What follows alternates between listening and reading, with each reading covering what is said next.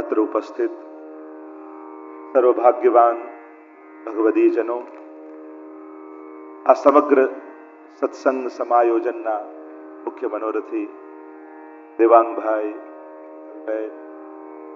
એવं સર્વે મુનિમ પરિવાર, સાકરિયા પરિવાર, કોરોનાના 2 વર્ષ અગાઉ છેલ્લી કથા સુરતમાં જ કરી હતી અને આ પહેલી કથા કોરોના બાદ આવા જાહેર રૂપે સુરતથી જ શરૂઆત થઈ રહી છે.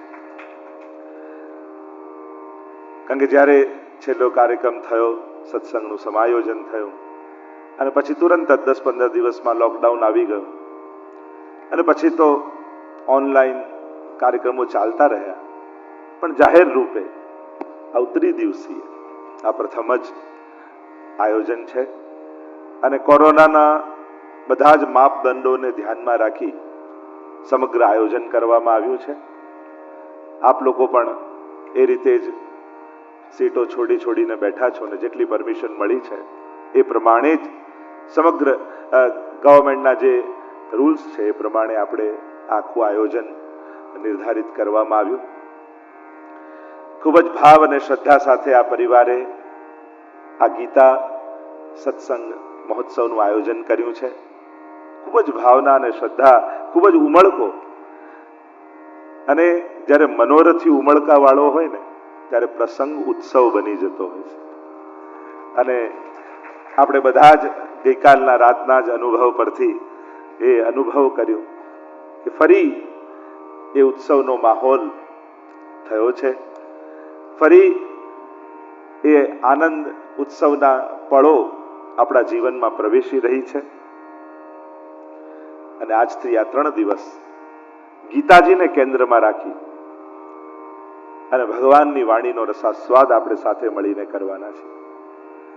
પૂર્વમાં દેવાંગભાઈએ પોતાના ભાવોને અભિવ્યક્ત કર્યા, કહ્યું કે આખો જીવન લોઢા સાથે કામ પડ્યું, પણ હા, એ જ લોઢાને એક નાનકડો પારસમણી સ્પર્શી જાય તો કેવું સોનું બની જાય. એમાં જીવન કર્મોને આધીન ને કર્મોને વશ થઈ સતત થતું રહ્યું, પણ સત્સંગનો પારસમણી સ્પર્શે તો એ જ સુવર્ણની પળો બની જાય. સત્સંગની ક્ષણો એ સોનેરી ઘડીઓ છે, એ આપણો સમય છે. બાકી તો સમય સંસાર માટે, જીવન માટે, નિર્વાહ માટે વાપરતા હોઈએ છીએ, પણ સત્સંગની ક્ષણો આપણી હોય છે, એ આપણું ભાથું હોય છે. જીવન બીજા માટે પૂરું કરવામાં ઘસાઈ જતું હોય, સમાપ્ત થઈ જતું હોય, પોતાના માટેની જીવન કયું, પોતાના માટેની ક્ષણો કઈ, તો કે આ સત્સંગની ક્ષણો, એ આપણું ભાથું છે. આપણે આપણા માટે કેટલું કર્યું? જો દરેકને મેક્સિમમ ભગવાન 35,000, આપણે કહીએ 365 દિવસ તો 36,500 દિવસ 100 વર્ષ ગણીએ તો એને એમાં આપણો દિવસ કયો? આ તો 100 વર્ષનું આયુષ્ય હોય તો, બાકી તો આમાં ઘણા માઇનસ થઈ શકે. જો આ સત્સંગ સભા યા કોઈ મંદિર, એની જો મને કોઈ વ્યાખ્યા કરવાનું કહે તો હું સત્સંગની સભાને યુ-ટર્ન લેવાની જગ્યા માનું છું. જો ઘણીવાર તમારે જે જગ્યાએ પહોંચવાનું હોય ને એ એક્ઝિટ ચૂકી જાઓ, અને એમાં પણ યુએસએ ગયા હશે, એમને તો ખબર હશે કે પાછું 50 માઇલ આગળ જવું પડે, એટલે આપણે શું શોધીએ?